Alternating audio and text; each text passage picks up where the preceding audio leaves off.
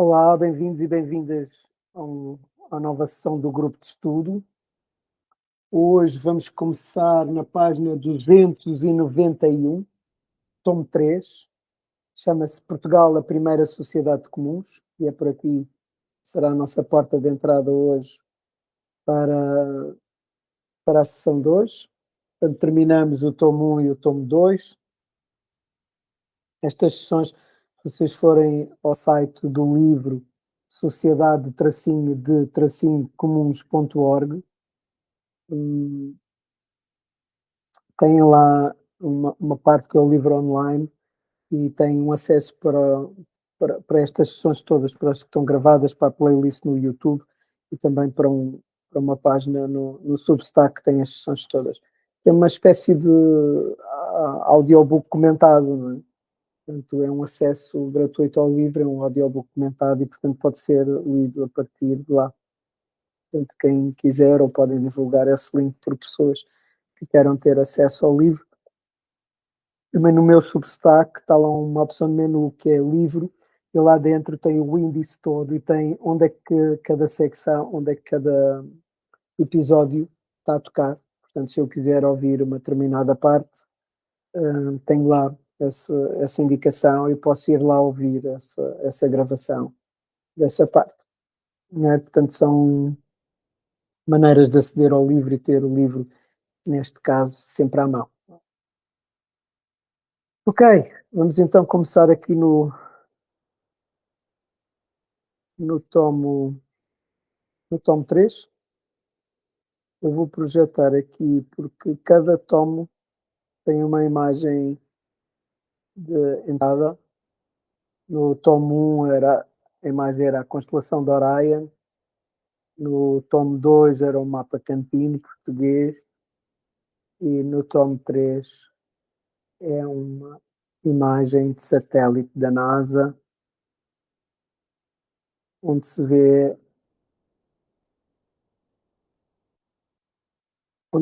Portugal e a Península Ibérica, não é? De satélite.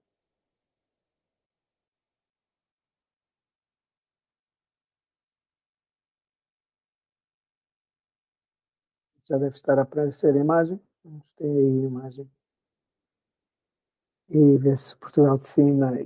Esta imagem é uma imagem que tem vários planos de interesse, porque, como todas as imagens de satélites, não se nota as fronteiras, não é? As fronteiras que se notam são fronteiras naturais, mais verde, menos verde, o mar, alguns rios, algumas cordilheiras montanhosas. Portanto, são das biorregiões, não se notam as fronteiras administrativas, não é? Isso é uma das características que este mapa tem, tão interessante. Ok. Vou aproveitar, vou pôr aqui, só para ficarem com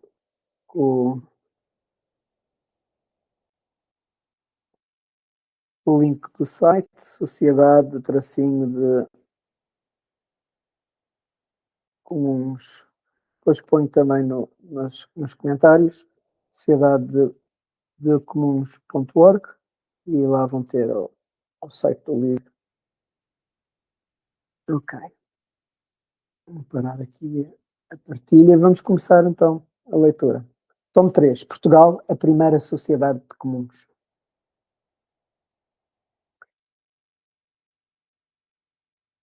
Reconhecimento à loucura, da Almada Negreiros. Já alguém sentia loucura vestir de repente o nosso corpo? Já. E tornar a forma dos objetos? Sim. E acender relâmpagos no pensamento? Também. E às vezes parecer ser o fim? Exatamente. Como o cavalo do soneto de Anjo de Lima. Tal e qual. E depois mostrar-nos o que há de vir, muito melhor do que está. E dar-nos a cheirar uma cor que nos faz seguir viagem, sem paragem nem resignação. E sentirmos empurrados pelos rins na aula de descer abismos e fazer dos abismos descidas de recreio e covas de encher novidade. E de uns fazer gigantes e de outros alienados. E de fazer frente ao impossível atrevidamente e ganhar-lhe e ganhar-lhe, a ponto do impossível ficar possível. E quando tudo parece perfeito, poder-se aí ir ainda mais além. E isto de desencantar vidas ao que julgam que a vida é só uma. E isto de haver sempre ainda mais uma maneira para tudo.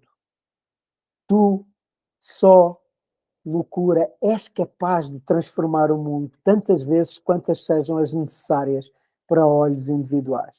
Só tu és capaz de fazer que tenham razão tantas razões que hão de viver juntas. Tu, exceto tu, és rotina peganhenta. Só tu tens asas para dar a quem tens vier buscar. E é com esta imagem e com este poema do Almada Negreiros, um elogio à loucura, que começa, que começa, uh, que começa o tomo 3. E eu gosto muito deste poema, ele toca-me em várias partes. Então esta ideia de que tudo o que é rotina e que não é a criação do novo, tornar o impossível impossível, é a rotina pagamenta, não é?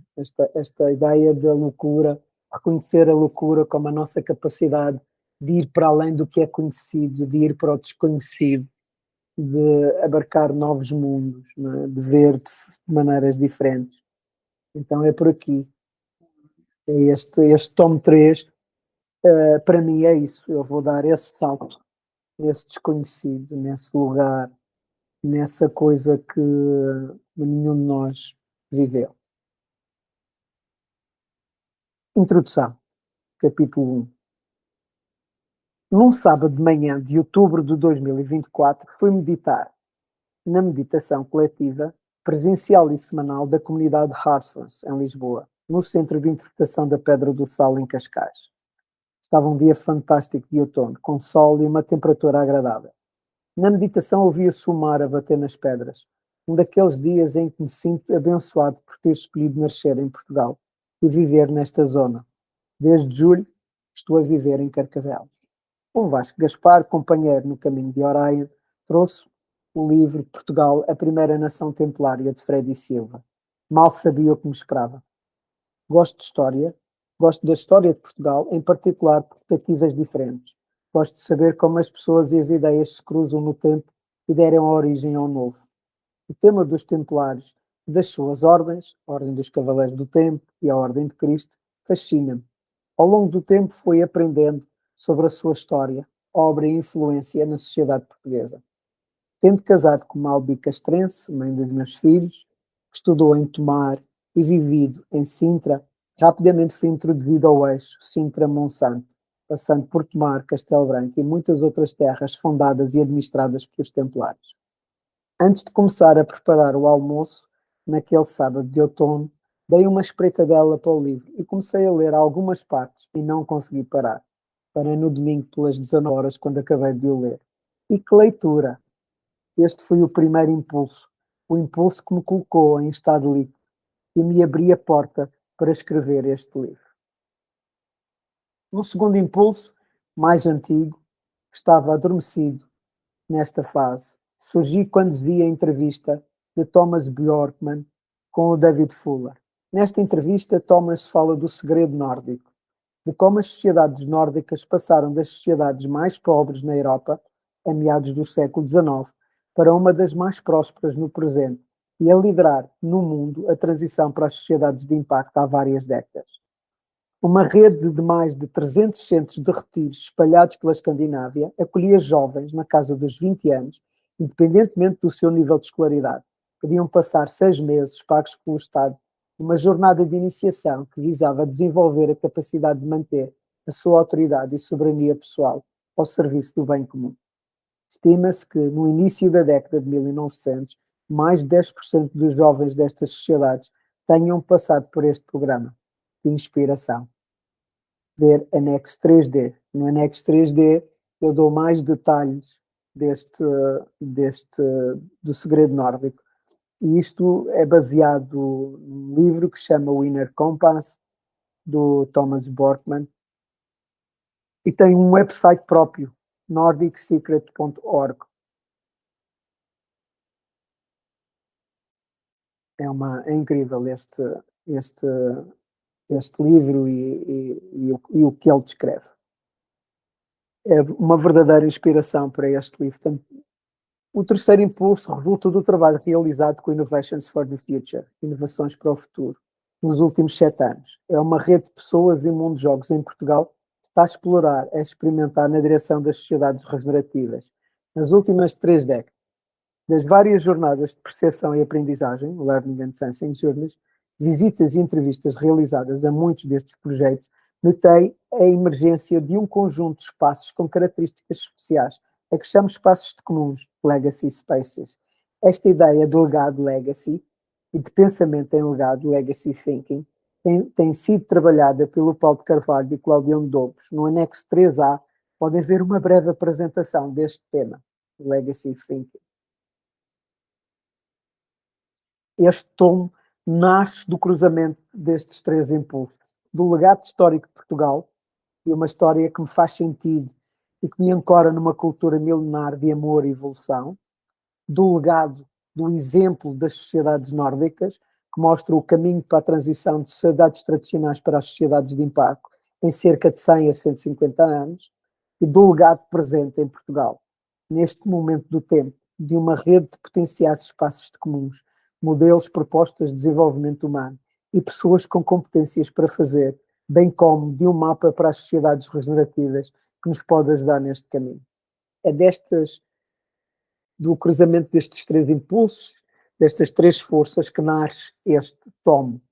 E eu quero celebrar isso porque um, acrescenta, dá dimensão histórica e dizer que esta proposta é uma proposta que, na minha perspectiva, continua a história de Portugal e aquilo de que Portugal é herdeiro. Depois o outro é um caso prático, aconteceu, as sociedades nórdicas fizeram isso.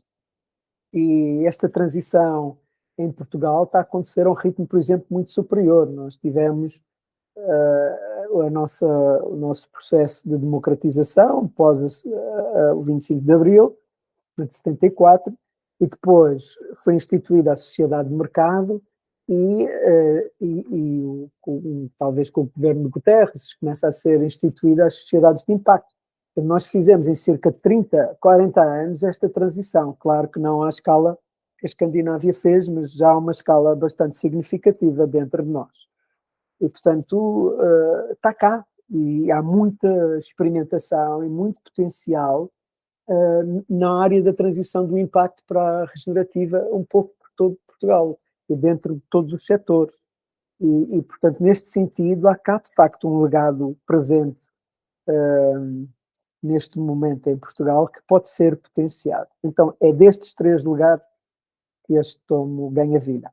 Ou seja, temos a vocação para o fazer, faz parte da nossa essência enquanto povo. Temos um exemplo que funcionou em outros povos. E há condições específicas no presente em Portugal para apontar na direção das sociedades de comuns. Uma proposta de inovação social transformativa para o bem-estar individual, para o bem-estar coletivo, para o bem-estar do planeta Terra e de toda a sua vida, que inclui os seres humanos. Este aqui já estamos a usar aqui a distinção de comuns que este livro apresenta, que inclui toda a vida, não só os humanos, mas toda a vida no planeta e todos os sistemas vivos, a Terra, como a Gaia, como um sistema vivo. E aqui também quero voltar, já fizemos este comentário várias vezes, e quero voltar a sublinhar que esta ideia do bem-estar individual, do bem-estar coletivo e do bem-estar do planeta e da vida é o verdadeiro desafio do tempo presente, porque as sociedades de mercados ficaram-se no bem-estar individual. As sociedades tradicionais, como os comunismos, o fascismo, por aí fora, no bem-estar coletivo. E, portanto, eles optimizavam uma variável em detrimento das outras. As sociedades de impacto começaram a introduzir esta dimensão do planeta Terra e de toda a vida, e cuidar aqui dos impactos económicos, e, portanto, têm tendência a focar nesta variável. Portanto, o grande desafio aqui que as sociedades regenerativas colocam em cima da mesa é estes três bem-estares estarem a serem cuidados ao mesmo tempo. O bem-estar do individual, o bem-estar das coletividades, das comunidades e o bem-estar do planeta e da Terra. Este é que é o grande desafio. Não escolher uma para optimizar, mas estar a trabalhar com as 3. Sobre as sociedades regenerativas, ver o tomo 2. É um mapa para nos aventurarmos neste território novo, desconhecido, de co-criarmos as sociedades de amor e paz para todos os seres vivos, sociedades de comuns. Sobre a minha caminhada para ser um explorador em e para as sociedades regenerativas e sociedades de comuns, ver o tomo 1. É um tomo pessoal, escrito na primeira pessoa, que mostra as escolhas que fui fazendo e me trouxeram até este momento de estar a escrever este livro. A minha história mostra que é possível que um mortal, que um comum, pode fazer a jornada do herói e abraçar este desígnio de viver centrado na sua autoridade pessoal e em cocriação colaborativa com outros adultos para o bem comum da vida no planeta Terra e como esta jornada foi feita. Este tomo, o terceiro, está estruturado em 5 partes.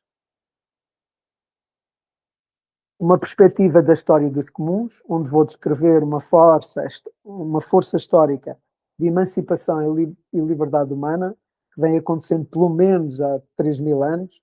Interessa-me identificar a direção, o fluxo do rio, e, portanto, não tanto o detalhe, mas esta ideia da linha de continuidade.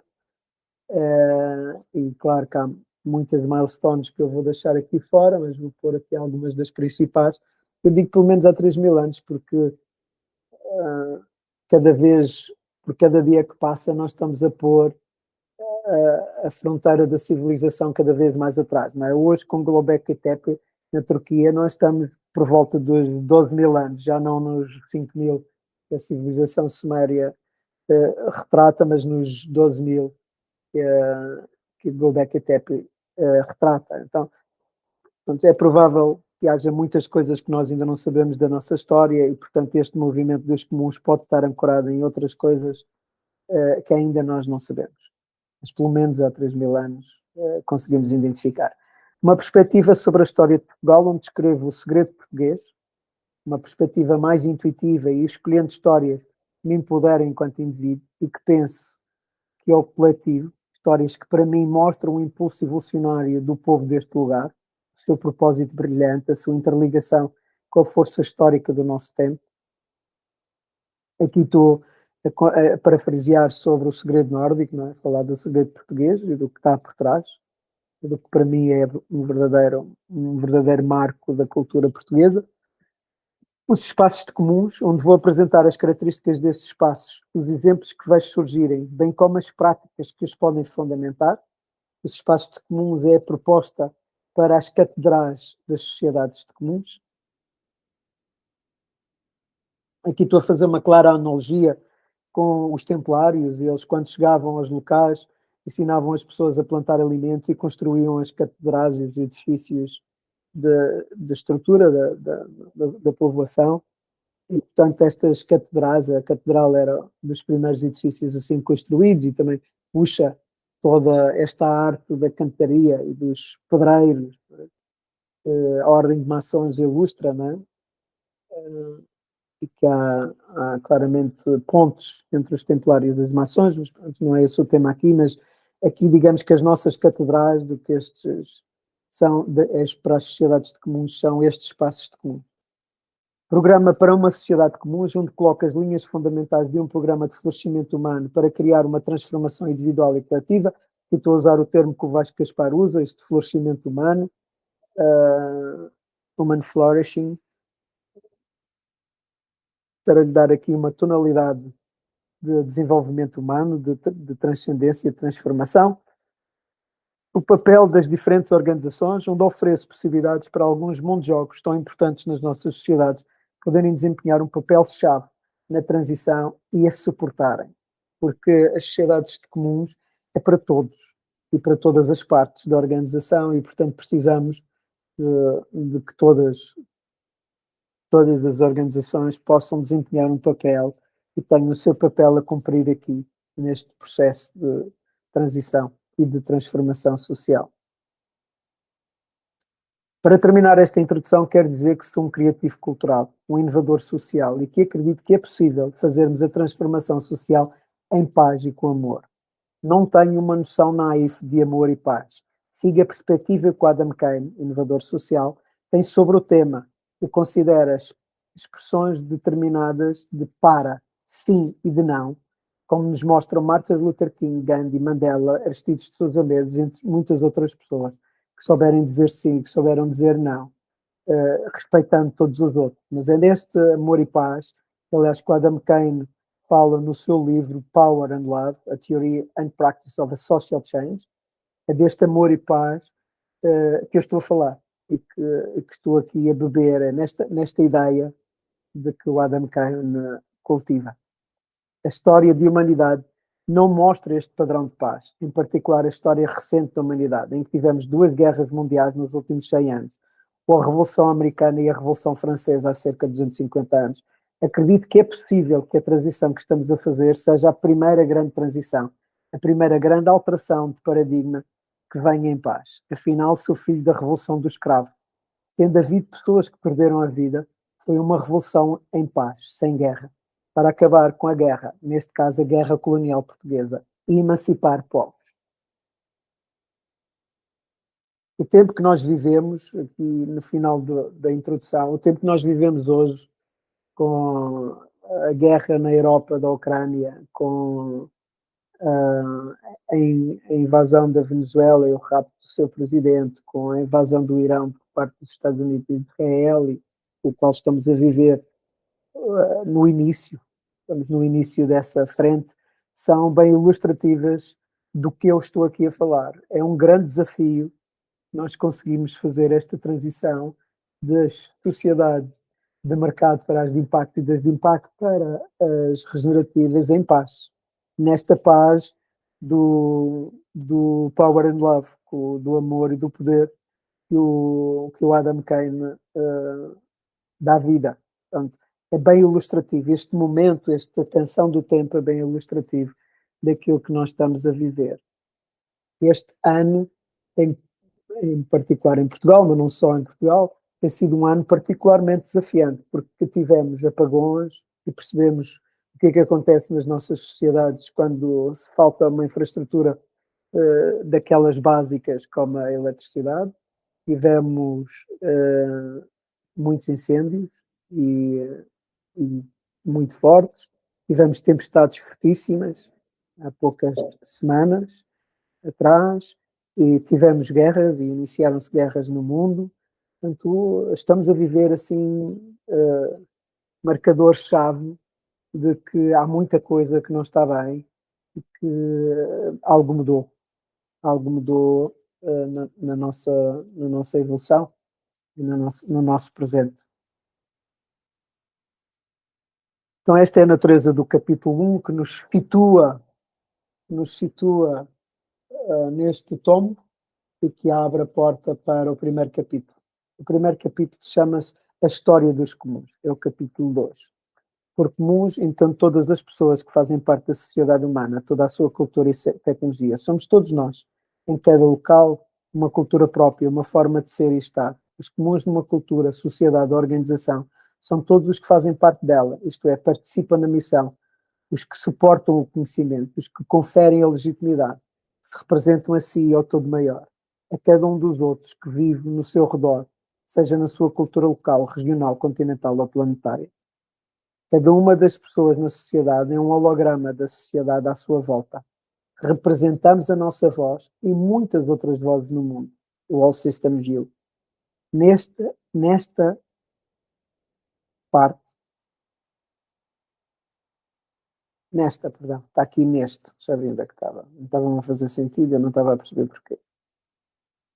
Nesta parte, revejo algumas referências que me ajudaram a contextualizar esta história dos comuns.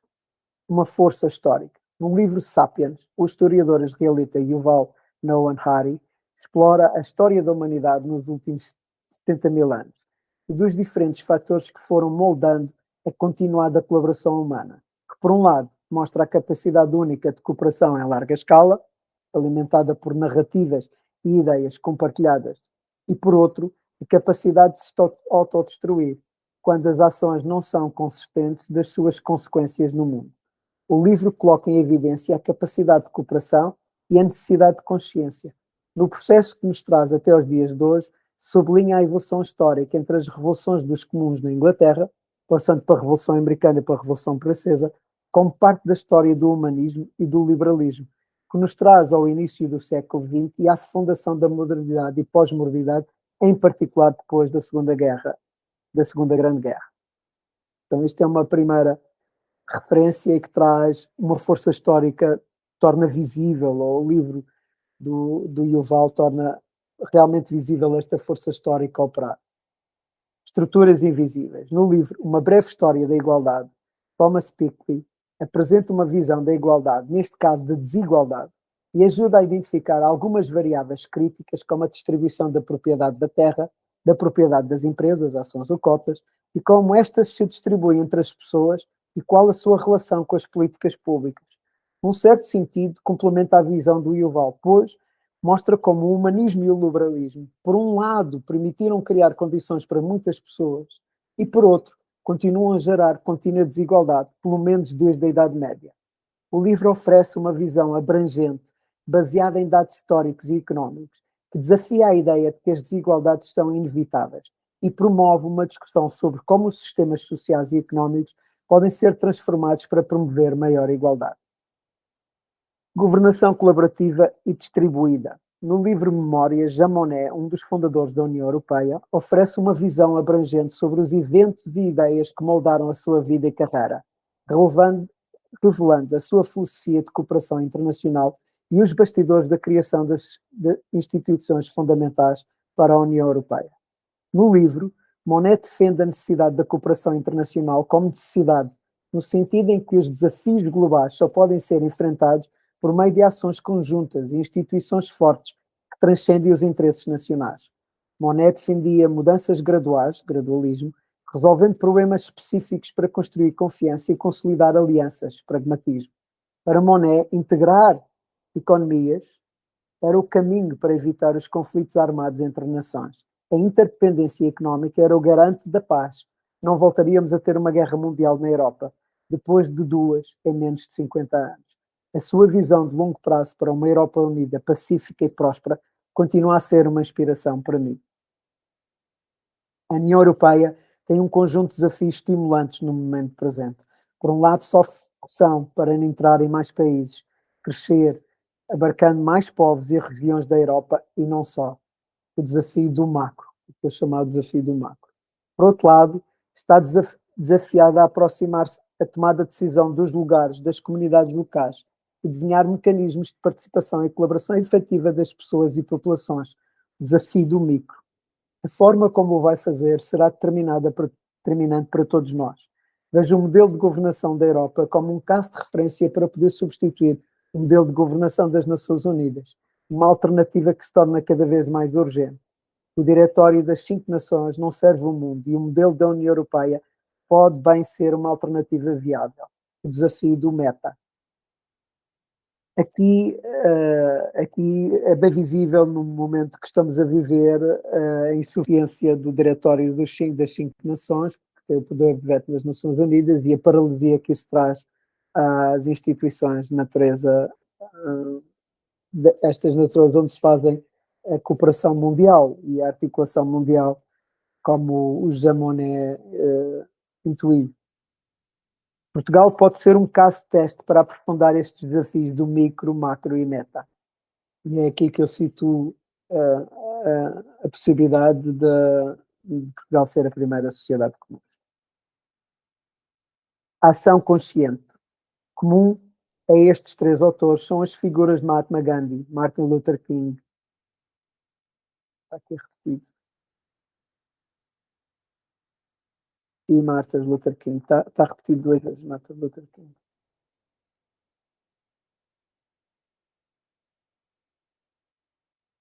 E as conquistas que estes conseguiram para o grande movimento da civilização. Monet vê Gandhi, King e Mandela como exemplos de resistência pacífica, reconciliação e superação de divisões. Valores que ele acreditava serem fundamentais para a construção de uma sociedade mais cooperativa e pacífica. Piketty, ao analisar as desigualdades económicas, destaca estes líderes como símbolos de lutas contra as desigualdades estruturais, especialmente raciais e económicas, e como as suas lutas podem inspirar políticas para um mundo mais igualitário. Harari vê-os como figuras-chave na evolução das ideias de justiça e de igualdade, que desafiam as estruturas de poder e as suas épocas e ajudam a redefinir o que significa ser livre e igual num mundo interconectado. É um modelo, uma praxis de fazer inovação social transformativa em paz, suportado pela não violência. E este é um ponto muito importante que estas três figuras simbolizam para o mundo, esta capacidade de transformar profundamente uma sociedade em paz. O comum que se chamava Jesus. A história de Jesus começa pelo menos com Moisés e a libertação dos israelitas da escravatura do Egito. É uma história de libertação da opressão, justiça e liderança moral. Jesus nasce no seio desta cultura, tendo sido iniciado por João Batista, que criticava a pressão social e o poder, por exemplo, de Herodes, e defendia uma sociedade justa e igualitária. No livro Quem é Jesus Cristo?, o teólogo e filósofo da Universidade de Coimbra, Anselmo Borges, oferece uma reflexão que eu poderia dizer integral sobre a vida e os ensinamentos de Jesus, buscando entender a sua importância de uma forma acessível e contemporânea. Anselmo Borges destaca que a sua mensagem é profundamente transformadora, não apenas no âmbito espiritual, mas também nas relações humanas e na construção de uma sociedade mais justa e fraterna. Os ensinamentos de Jesus são uma proposta para uma vida de amor incondicional, justiça, perdão, humildade e solidariedade, que tem o poder de mudar tanto o indivíduo quanto o mundo ao seu redor. A construção de uma sociedade onde todos compartilham recursos e cuidam uns dos outros, o bem comum. A narrativa dos comuns.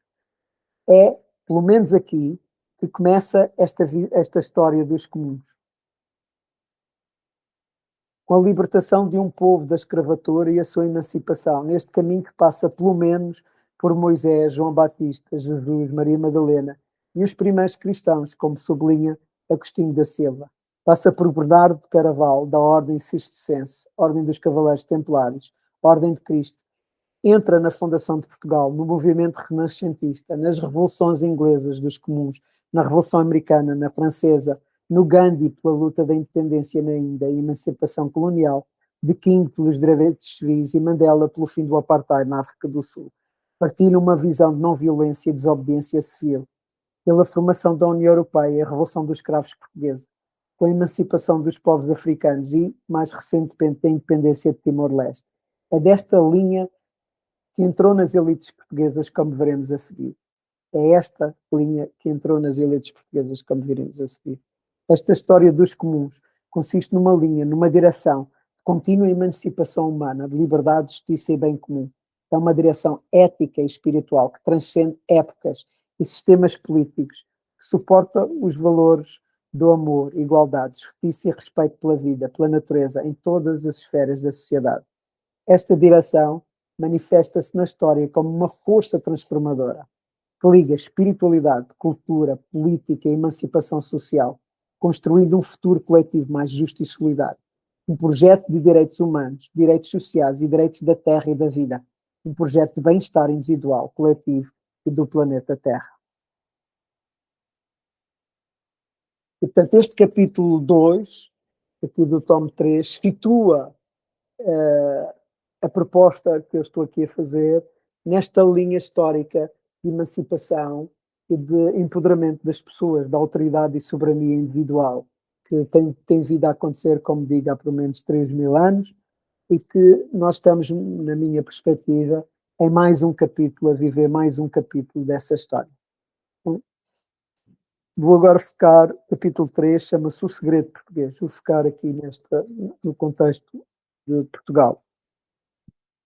A minha experiência vivida, pessoal, da história de Portugal é vista através da Ilha da Madeira, como um porto santo, depois como um ponto de povoamento, mais tarde como a produção do ouro branco, o açúcar, a que segue o vinho, as flores e a banana. Com influência inglesa e árabe, a vida na Madeira é muito terra a terra, ancorada na natureza. A história está gravada nas rochas e a matriz cultural é de resiliência, uma matriz de solidariedade e colaboração, de um povo que se reinventa constantemente. Valores que podemos ver no culto do Espírito Santo, que se festeja um pouco por toda a ilha, sendo um projeto dos descobrimentos. A influência da Ordem de Cristo é determinante na construção cultural e dos valores deste povo. De certa forma, na Madeira estão todos os elementos que este livro sublinha e torna visível. O hino que Walter Ugumem escreveu à Madeira O livro O Deus na Escuridão e o seu elogio às mães é um bom exemplo disso. Estratégia de organização. Aliás, quero comentar aqui um pouco O Deus na Escuridão, porque a leitura daquele livro fez-me ter uma experiência vivida, experiencial, do que era a vida na Madeira, do que foi o crescimento e a vivência dos meus pais e de quão uh, de quão forte são aqueles traços naquela matriz da ilha. E o Walter Ugumem fez isso de uma maneira inacreditável naquele livro. Portanto, manifesto muita gratidão, foi uma inspiração para mim esta leitura e foi importante para eu me reconciliar, de certa maneira, com as minhas origens e ter uma, uma, uma vivência em mim do que é que significa esta cultura de que este livro trata na primeira pessoa e como é que eu a vivi. Portanto, foi bastante presente isso em mim. Estratégia de organização. No livro As Guerras Liberais, uma reflexão estratégica sobre a história de Portugal, José Nogueira, Major-General, apresenta uma visão sobre a história de Portugal que me encantou. A ideia que os portugueses e os seus antepassados protegeram a todo o custo o território, o lugar, o conceito-chave no desenvolvimento regenerativo. E o fazem através de movimentos de expansão, abertura e contração, fechamento, como se fosse a inspiração e a expiração da respiração. Ou seja, que para proteger e manter este lugar neste território, as decisões estratégicas eram as de abertura e de se alienar como potência marítima, e de se aliar com a potência marítima da época, caso não fosse Portugal. Exemplo, com a Espanha, e nós tivemos essa parceria com a Espanha, com o Reino Unido, e atualmente com os Estados Unidos da América. Ou fechar-se e manter-se isolado, como foi o caso do regime de Salazar, ou dos Filipes, quando foi a invasão dos Filipes. Recuou vários milénios e aos movimentos dos povos que ocuparam a Península Ibérica, quer do Norte, quer do Sul, ao longo de vários milénios. Os últimos movimentos teriam sido de fechamento com o regime de Salazar e de abertura com a adesão à União Europeia. Ao caracterizar os povos que influenciaram a zona que hoje é a parte continental de Portugal e de onde foram originárias as pessoas que depois povoaram a Madeira e os Açores, identificou algumas das características de organização como grupos pequenos, locais, com um líder bem identificado, os homens bons, de onde deriva a expressão bombeiros, homens bons. Penso que entenderam bem e fizeram um modelo de administração e governação correto. Penso que esta estrutura ainda hoje está visível em Portugal e que houve alguns reis, como Dom Dinis, que o entenderam bem e fizeram um modelo de administração e governação que realmente potenciou estas características. Tem uma dimensão brilhante, como a união em tempos de necessidade, e outras de sombra, como o caciquismo local. Penso que estas características foram os nossos antepassados para os territórios da América, no Brasil, da África, na Angola e da Ásia, na Índia. E que algumas zonas do mundo continuam a ter esta particular forma de administração, de estratégia de organização que nós continuamos a ter aqui em Portugal. Quer ela esteja formalizada, quer ela não esteja. Isso é muito curioso, não é? Porque estes pequenos grupos, muitas vezes hoje, devido ao alargar das organizações, não é? Das juntas de freguesia, das câmaras e por aí fora, muitas destas pessoas mantêm-se de forma informal, com grupos às vezes uma pessoa para 200, uma pessoa para 300, em pequenos lugares, em pequenos contextos. Portanto, não é só formal, é também informal. É de facto uma rede social incrível, esta estratégia de organização. E que se materializa, claro, nas juntas de freguesia, mas não é só aí. Ir para o mundo, perspectiva de fora. Um outro fascinante olhar sobre a história de Portugal foi escrito pelo jornalista e escritor inglês que viveu em Portugal, Martin Page, a primeira aldeia global. Apresenta Portugal e a sua aventura pelo mundo como um dos primeiros exemplos de globalização e interação intercultural na história mundial. O autor argumenta que Portugal, durante o período que ficou conhecido como os descobrimentos, foi pioneiro em criar uma rede global de comércio, cultura e conhecimento, ligando continentes, povos e ideias, muito antes do termo globalização existir. E deixou um legado histórico, cultural e científico para o mundo, desde o Japão às Américas. E este legado vai para além das conquistas materiais, destacando a sua contribuição para o diálogo intercultural e o desenvolvimento de um mundo mais interconectado. Reflete e nomeia a visão e o legado colonialista que esta aventura representou. Ao enquadrar-se no espírito que vivia na época na Europa, mostrou como Portugal levou ao mundo valores que defendia no seu território e, de certa maneira, foi inovador nessa perspectiva, tendo como tendo, portanto, o contexto é de colonialismo, não é? Tendo como tendo tudo o que o colonialismo nos trouxe, portanto, tem o lado luz e o lado sombra. Ir para o mundo por dentro. Uma outra perspectiva sobre a história de Portugal está refletida no livro É a Hora, do filósofo português Paulo Borges. Tem estado a criar um legado ao estudar e sistematizar a obra de pensadores intelectuais portugueses como Agostinho da Silva. Neste livro, Paulo Borges apresenta uma linha de pensamento que tem influenciado muitos dos nossos antepassados, em particular as elites artísticas, como o poeta Bandarra, o Luís de Camões, com o seu episódio da Ilha dos Amores, António Vieira com o Quinto Império, Fernando Pessoa também com o Quinto Império, Agostinho da Silva com o Estado do Espírito Santo, entre muitos outros. Têm falado e escrito sobre um desígnio de Portugal no mundo, o de criar o Quinto Império, o império que será o último, por representar a consciência e o encontro de todos os homens, da humanidade, de uma sociedade baseada na realização espiritual, na fraternidade e na liberdade plena do ser humano, independente de qualquer característica humana, como género, raça ou sexualidade. Paulo Borges apresenta Portugal como um reflexo do destino humano universal. Um pequeno país que ousou sonhar grande, com todas as glórias e fracassos que isso acarreta. Ele convida-nos a olhar para a história portuguesa não apenas como uma narrativa social, mas como uma metáfora para a condição humana, um misto de grandeza, ambição, erro e potencial de redenção. Um país que, na sua visão, tem a missão de transcender o materialismo e servir de exemplo na busca pelo universal e pelo espiritual. Este desígnio está enraizado no potencial de Portugal, para unir tradição e modernidade, introspeção e inspeção, memória e transformação. O propósito espiritual de Portugal. Portugal a cumprir-se, como diria Agostinho da Silva.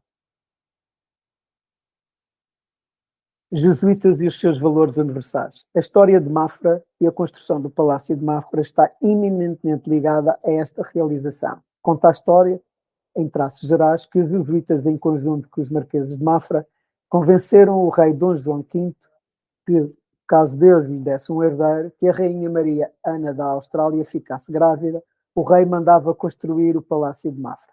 E nasceu o futuro rei Dom José I. O projeto original envolvia dois edifícios, um em frente ao outro, o Palácio dos Marqueses no meio. Os jardins dos Palácios de Marquês é hoje o Parque Escolar e Desportivo de Mafra. Um dos palácios, conventos, seria para os homens e outro para as mulheres. Seria uma celebração da universalidade humana. Os jesuítas tinham andado por todo o mundo e tinham percebido que o ser humano era igual em todo o lado. Tinham reunido um vasto espólio de informação sobre desenvolvimento humano, hoje preservado na Biblioteca do Palácio Nacional de Mafra, sendo de uma das maiores coleções de desenvolvimento humano do mundo, com conhecimento de todas as partes do mundo. É um feito extraordinário, dado que muito deste conhecimento era censurado pela Inquisição.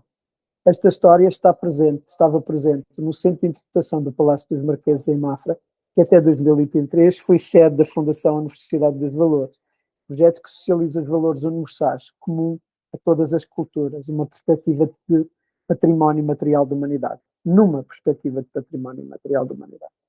Os jesuítas, desde a sua fundação, no início do século XVI, se dedicaram à recolha de informação sobre o desenvolvimento humano das diferentes culturas. Levaram-na para o Vaticano e estudaram-na. O seu conhecimento do ser humano, como os escritos de António Vieira ilustram, também pode ser comprovado com as escolas que criaram ao longo dos tempos, das mais avançadas do seu tempo, com princípios como a educação integral para o corpo físico, intelectual, emocional, do coração e espiritual, serviço e bem comum, bem como a celebração da vida e da natureza. Por exemplo, hoje lidera uma transformação educacional em Barcelona, que vai na direção da educação por valores e dos modelos da Escola Aberta do José Pacheco. Quando ouço entrevistas ou leio biografias de pessoas que foram formadas nas escolas jesuítas, fico encantado com as múltiplas vidas destas pessoas. Lembro da história de um médico que penso ter servido como diretor do Hospital de São José, em Lisboa. Para além de médico, da sua família, tinha uma banda de jazz que tocava no Hot Club, para além de ser um apaixonado por azulejos e escrever livros sobre o tema. A integridade, o viver em plena vida, dedicado a valores como bem comum, família e serviço, incluindo a sua soberania individual, a capacidade de pensar por si próprio e cuidar de si. Encontro no pensamento jesuíta muitas pontes com místicos modernos, como Rudolf Steiner, George Gurdjieff e Cyril Ariobin, que influenciaram muitas das ideias e práticas da modernidade, como as que suportam o mapa que apresento para as sociedades regenerativas. Foi com um jesuíta que fiz a minha introdução ao Enneagrama. A influência jesuíta em Portugal é importante. Templários e o bem comum. A história templária também me fascinou. Os templários estiveram ativos em Portugal desde a sua fundação, em 1118, até à extinção, em 1910. Para mim, falar da história de Portugal é falar dos templários e da sua história. Encanta-me a forma como estes cavaleiros se iniciavam à idade adulta para servir, como doavam as suas fortunas para servir o bem comum, como compravam terras para construir vilas, cidades, exemplo, Tomar, Castelo Branco, dirigindo templos, criando escolas, hospitais, defendendo as populações, ensinando as pessoas na agricultura, na domesticação de animais, construção de templos e defesa, condição física e espiritual. O livro Portugal, a Primeira Nação Templária, de Frei Silva, foi uma leitura que me inspirou. Por um lado, permitiu juntar as pontas soltas de uma cultura, de um legado cultural, de uma nação que tem quase 1000 anos, e considerando o território da Lusitânia, bem mais do que isso. A história que conta liga-se com o pensamento intelectual português de Paulo Borges, que Paulo Borges torna visível. Dá um sentido ao movimento de sair do continente, como descreve Martin, e de ir ter com as outras culturas, e da forma como foi feito, como está celebrado no Palácio de Mafra. Portugal, como um Estado intencional dedicado à tolerância, ao desenvolvimento humano e à consciência humana, cultivando a igualdade entre homens e mulheres, promovendo o progresso, a soberania urbana e o bem comum.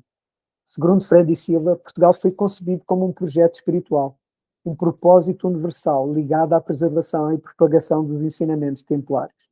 Os templários não eram apenas guerreiros, mas guardiões de conhecimentos espirituais, incluindo a iniciação de pessoas à idade adulta, que remontam a tradições antigas, incluindo o Egito e a Grécia, bem como conhecimentos para criar civilização, defesa, construção, agricultura, pecuária, astronomia, ciência, educação, saúde e bem-estar. A organização templária influenciou os reis portugueses, muitos deles templários, em particular da primeira e segunda dinastia, e o estabelecimento da malha social em que um grupo de pessoas, uma vila, aldeia, eram representadas, lideradas por uma pessoa, um cavaleiro templário talvez, se articulavam com todas as outras celas para formar uma malha social resiliente, solidária, colaborativa e distribuída, dando sentido à expressão de Júlio César: não se governam e não se deixam governar, sendo um povo difícil de domar por estas características. Esta visão e estratégia de organização a longo prazo está em linha com a perspectiva que Zé Nogueira apresenta. Outro aspecto que penso estar ancorado na nossa história é a apetência pela tecnologia e pela experimentação. Desde a guerra, a navegação, a revolução industrial, a internet, aos telemóveis, somos um povo que gosta de experimentar e que adota a inovação. Vi isso acontecer na primeira pessoa, quando foi a introdução da internet a partir do meio dos anos 90.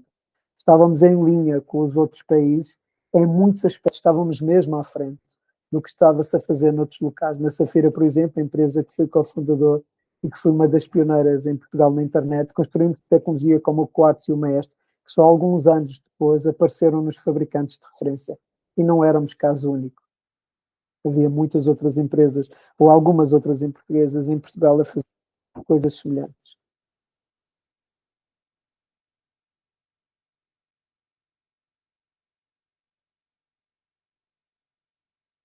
Um fio condutor que ressoa em mim. Esta história de Portugal faz-me sentido, eu revejo-me nela.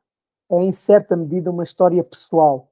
Homens e mulheres, adultos e iniciados, que cuidam do bem comum, do bem-estar individual, coletivo e do planeta, que recebem e cuidam do legado das gerações anteriores e o ressignificam para as gerações futuras, que cultivam a tolerância religiosa e cultural, que incluem o outro e a sua cultura, que recebem de braços abertos, que honram o sagrado feminino e o sagrado masculino, cuidam das suas crianças para que elas possam expressar todo o seu potencial e escutam os seus anciãos e os honram. Eu revejo-me como herdeiro dos Templários e como herdeiro do Quinto Império e do Estado do Espírito Santo. Para mim, o impulso evolucionário segue na direção das sociedades de comuns, focadas no bem-estar individual, coletivo e do planeta. Participantes conscientes da vida no universo, na Terra, na comunidade, lugar onde vivemos em cada momento. Eu, neste momento, estou em Carcavelos e é aqui que está a minha obrigação, é aqui que eu tenho os pés, é aqui que está a minha obrigação. O nosso organismo tem trilhões de células. Os nossos corpos são uma sociedade de comuns, com princípios de organização, com economia. Em cada célula colabora para o todo e participa no sistema, recebendo o que precisa para fazer a sua função. Como podemos co-criar uma sociedade que se inspira na vida? E como a vida organiza e gera o seu organismo? Como uma floresta. Apenas somos alguns bilhões, ainda estamos longe dos trilhões. A minha história de vida é baseada na colaboração e nestes princípios Vertomum, no caminho de Orion. Nascido na Revolução dos Escravos, uma transformação social em paz, a minha família não é proprietária de terras ou dinheiro, a minha educação é feita pelas escolas públicas e o meu caminho é suportado pela sociedade. O meu processo empreendedor de construtor de mundo de jogos é feito em colaboração, em cocriação, e a minha evolução e transformação suportada pelos meus pares, que em horas-chave me trazem conhecimento, referências, em ciclos, em etapas que suportam aqui o meu processo, como eu suporto o deles. E agora é chamada para servir e suportar as gerações mais novas, à medida que eu trabalho no tema da propriedade da terra e das organizações, Land and Organization Stewardship, como chamo as organizações de comuns.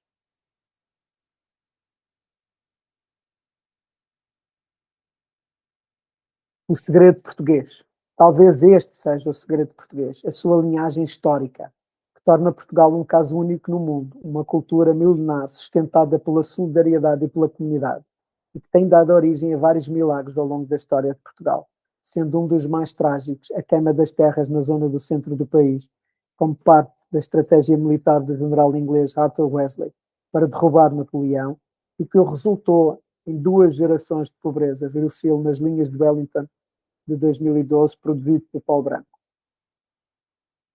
O milagre mais recente, a transformação que ocorreu durante a minha vida, da qual sou beneficiário direto e herdeiro, aconteceu em cerca de 50 anos após a Revolução dos Cravos e a Constituição de 1976, que criou o Estado Social. Esta transformação levou-nos a uma sociedade tradicional fechada, levou-nos de uma sociedade tradicional fechada, com elevado índice de pobreza, baixa escolaridade e literacia, como descreve o filósofo José Gil no seu livro Portugal, o medo de existir, para uma sociedade de mercado, o primeiro governo de Cavaco Silva em 1985, e nos últimos 15 anos, pelo menos, para uma sociedade de impacto, como evidenciado pela Lei de Economia Social. No caso nórdico, foram pelo menos 75 anos de reformas pós-Segunda Guerra Mundial e 150 anos de um programa conhecido como o Segredo Nórdico. Como refiro no caminho de Orion, vivi cada uma destas fases de forma plena, apoiado pelo Estado Social na transição da sociedade tradicional. Como engenheiro, como refiro no caminho de Orion, vou recapitular esta parte. Vivi cada uma destas fases de forma plena, apoiado pelo Estado Social na transição para as sociedades, na transição da sociedade tradicional. Como engenheiro informático e empreendedor tecnológico, experimentei as sociedades de mercado. E a partir do conceito de João Semedo, a sociedade de impacto, como empreendedor social, facilitador de diálogo e colaboração. E isso levou-me ao caminho de expansão da consciência, culminando na exploração das sociedades regenerativas e na proposta das sociedades de comuns. Esta capacidade de elasticidade da cultura portuguesa e a sua mobilização em torno do interesse comum e da emancipação humana, ou como lhe chamo, o bem comum, refletem para mim o segredo português. Esta linhagem histórica que remonta à criação de Portugal pelos Templários e à busca pela emancipação humana desde Moisés, manifesta-se na evolução e transformação social dos últimos 50 anos da sociedade portuguesa e foi bem visível na mobilização nacional pela independência de Timor-Leste, concretizada em 2002, após o massacre de Santa Cruz em 1991. E aqui termino o capítulo 3 e termina-se também a sessão de hoje. Na próxima sessão vamos começar no capítulo 4, os espaços comuns. Está introduzida as grandes linhas que confinam quer na história da humanidade, da história dos comuns, quer na história de Portugal, o segredo português, o que significa para mim o segredo português e porque é que Portugal tem condições únicas para poder experimentar este contexto das sociedades de comuns. Então, vemos na próxima terça. Bem-aja.